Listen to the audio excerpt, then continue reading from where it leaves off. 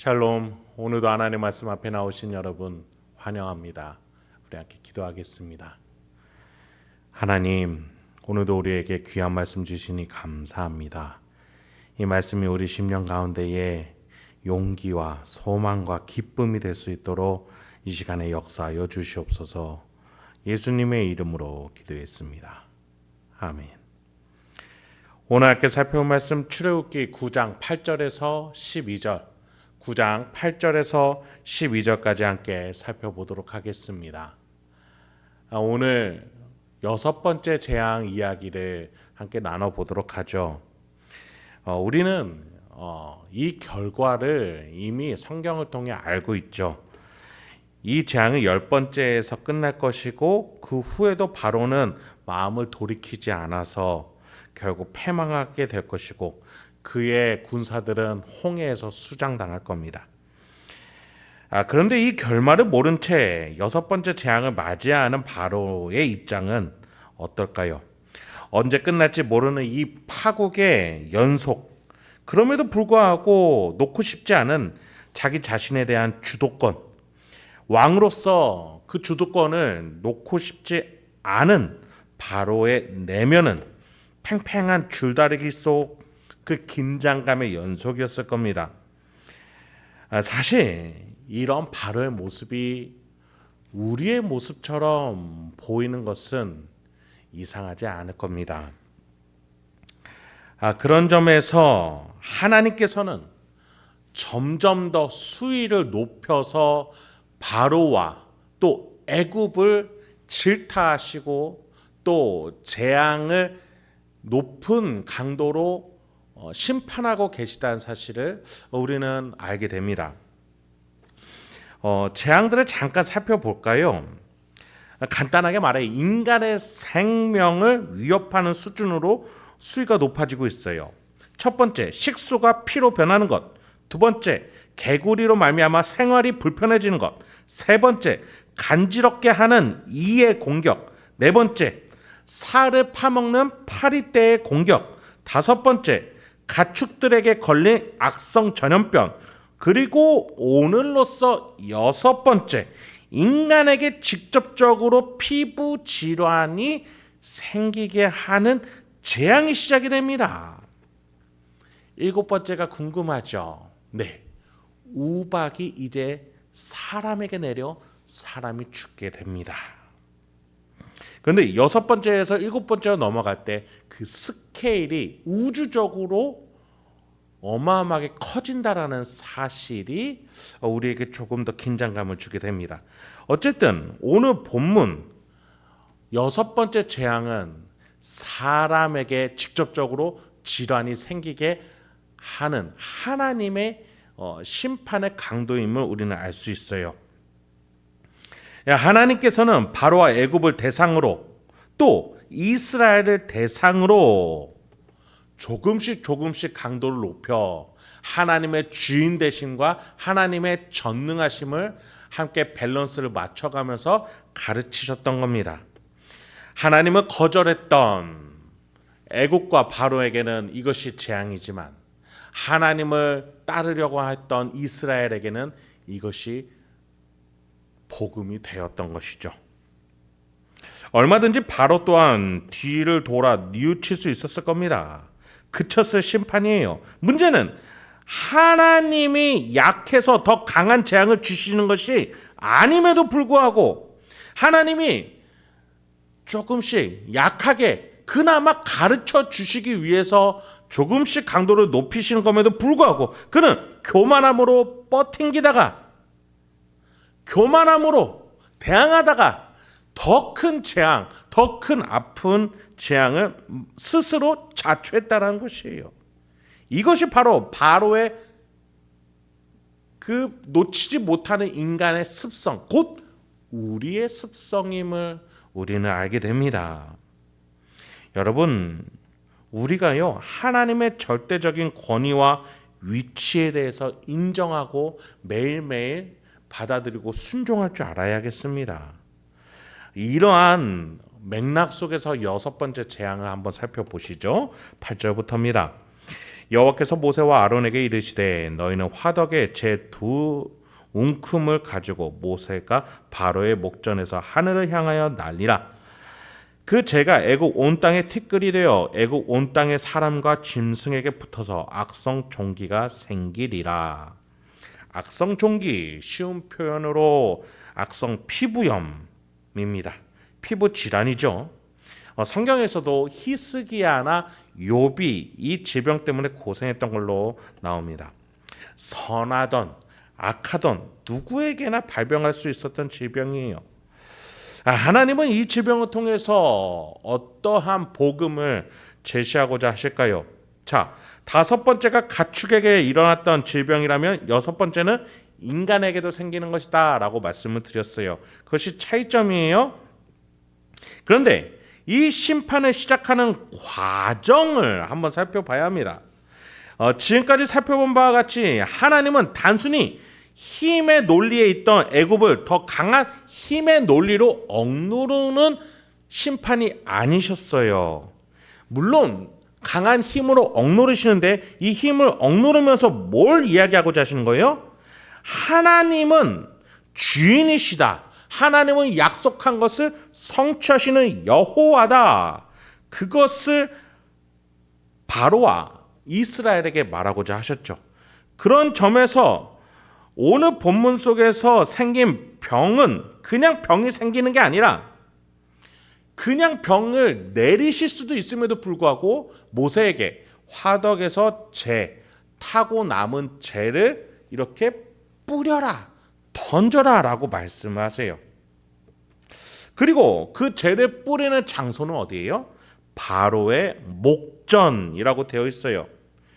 그러니까 바로가 왕궁에서 보좌에 앉아있을 때 근처에 어떠한 것을 태우는 화덕이 하나 있었어요.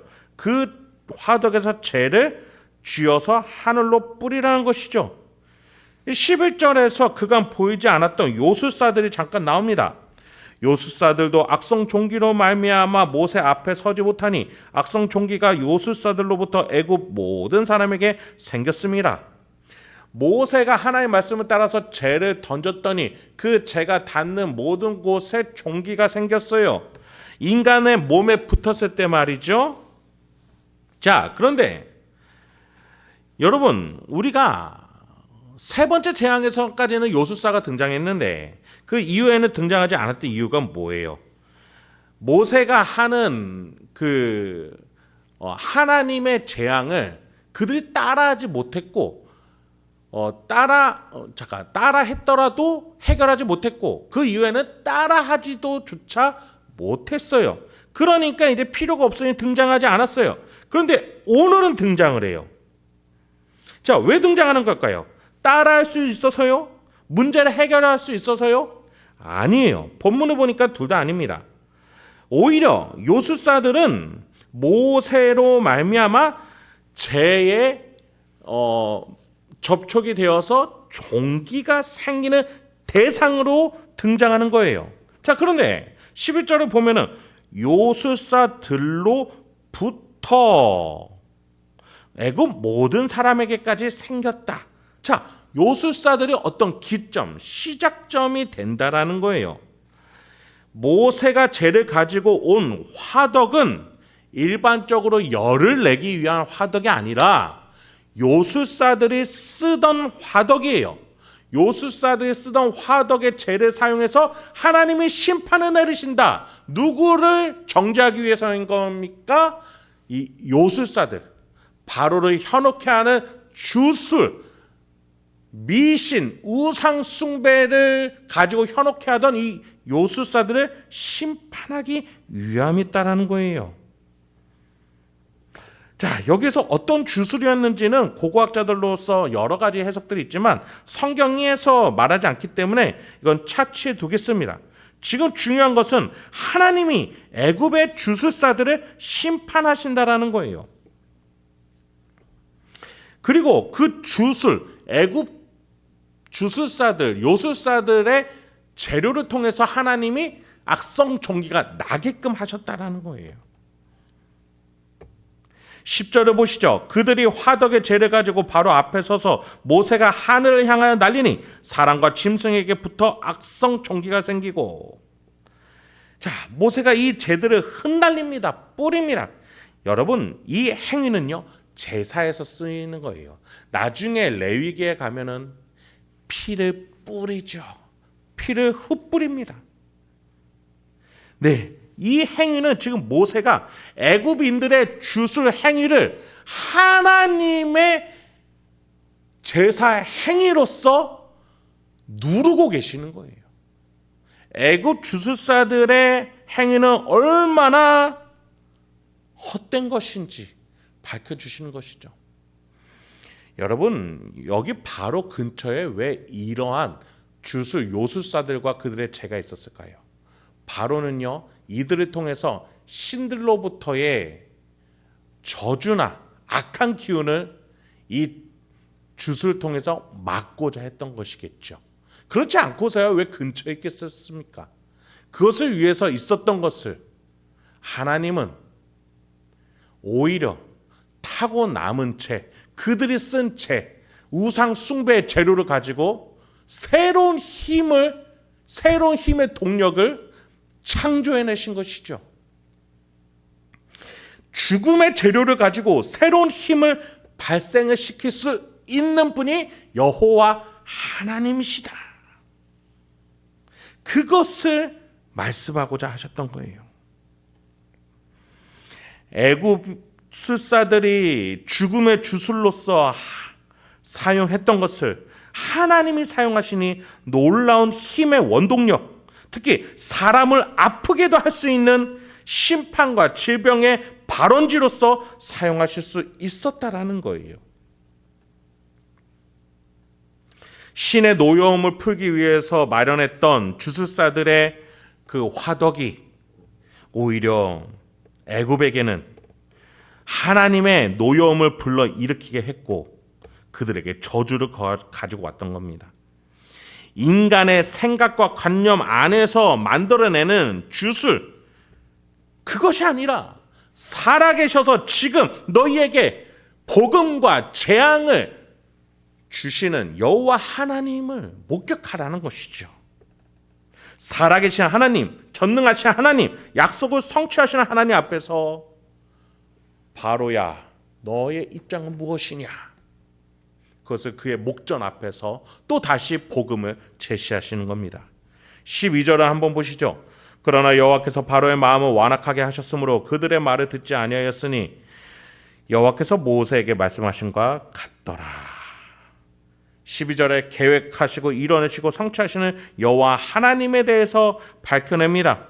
바로의 마음을 완악하게 은혜를 걷어가셨어요.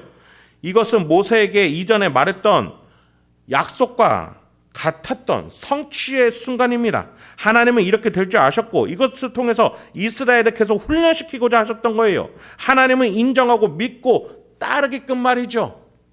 바로와 애굽은 그렇지 않을 줄 아셨어요. 오히려 하나님께서는 그의 마음을 더 완악하게 하셨다라고까지도 말씀하십니다. 바로의 선택과 하나님의 섭리, 여기에서 몇 퍼센트 대 몇 퍼센트, 이것을 우리는 논할 수는 없어요. 영적인 차원, 더 고차원이기 때문에 이 표현을 이대로 신비의 영역에 둬야 합니다.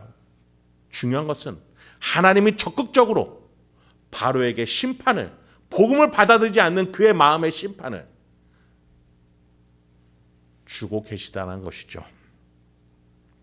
말씀을 마치겠습니다. 오늘도 여전히 이 본문 속에서 하나님은 복음을 선언하고 선포하고 계십니다. 하나님은 악한 것, 실패한 것, 망친 것, 인간의 잘못되고 오류된 것을 가지고서도 복음을 선포하시고 살아계신 하나님을 전하시는 분이십니다. 그런 점에서 우리는 고민해 봐야 됩니다. 우리는 과연 내 인생은 실수하고 실패하고 망하고 오륜한 것이다 라고 생각하고 포기하고 계시지는 않습니까? 하나님은 그런 우리를 불러서 구하셨고 또 양자 삼아 예수와 한 몸 된 장자로 삼아 하나님의 보좌 우편에 다스릴 자로 지금도 부르고 계십니다. 성령 하나님이 내주하심으로 그 길을 걷게 하세요. 예수 그리스도의 보혈의 피로 열린 이 영적인 길을 걷게끔 말이죠. 하나님은 이러한 놀라운 구속의 역사 속에 우리를 인도하고 계시다는 것입니다. 바울은 이렇게 얘기했어요. 죄가 더한 곳에 은혜가 더욱 넘쳤나니. 여러분이 죄인임을 더 고백할수록 하나님의 은혜를 더 깨닫게 될 것입니다.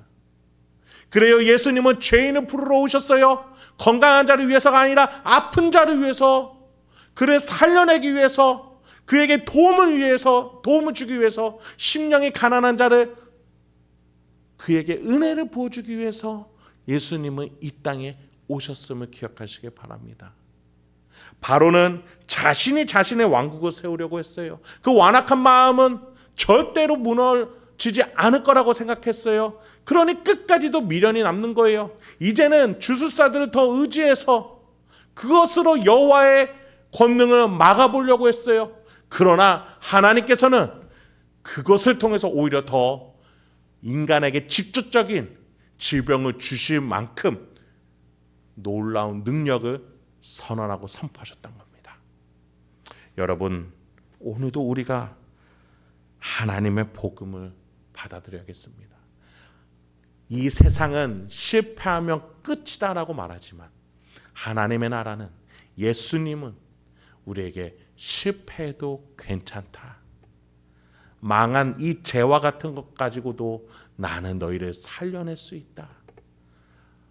저 마른 뼈들을 가지고 군사를 일으킬 수 있으며 이 망한 세상을 새 하늘 새 땅 새 예루살렘으로 만들 수 있는 삼위일체 하나님을 믿으시면서 오늘도 나의 능력이 아니라 우리 하나님의 능력으로 한 발걸음 명예롭고 또 자신 있게 사랑하며 섬기러 나아가는 저와 여러분이 되길 소망합니다. 함께 기도하겠습니다.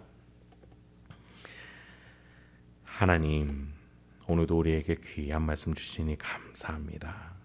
오늘도 이 말씀을 통해서 어떠한 삶의 태도를 가지고 방향을 가지고 살아갈지에 대해서 묵상케 하여 주시고, 또 묵상할 때 용기와 소망, 적용하고 실천할 수 있는 지혜를 허락하여 주옵소서.